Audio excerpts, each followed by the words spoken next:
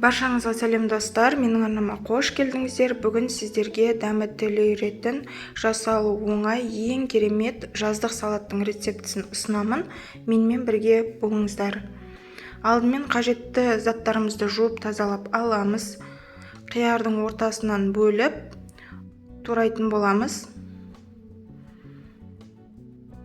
Туралған қиярымызды таза ыдысымызға салып алатын боламыз.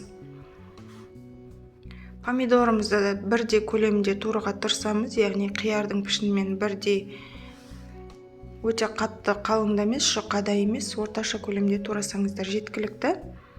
Ыдысымызға салып аламыз. Оны да болгар бұрышын ұзыншалап, жұқалап турайтын боламыз.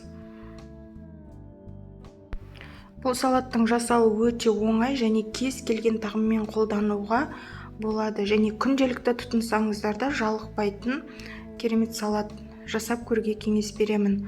Жуамызды да жұқалап турап аламыз.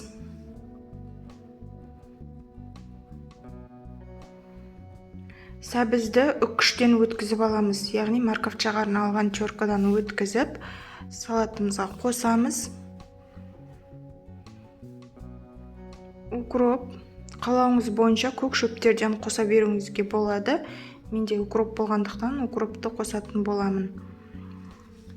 Мінекей барлығын турап дайындап алдық. Енді тұзымызды қосамыз қалауыңыз бойынша.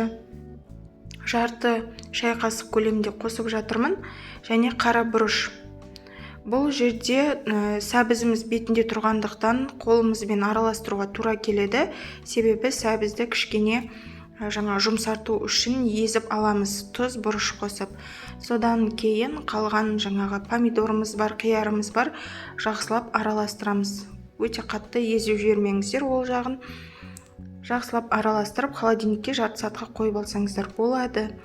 Мінекей біздің салатымыз дайын, жасалу өте оңай, дәмді, керемет болып шығады. Сіздер де жасап, өз отбасы мүшелеріңізді қуантыңыздар. Достар, егер менің рецептім ұнаған болса, арнама тіркеліп, лайк басып, пікір қалдыруды ұмытпаңыздар.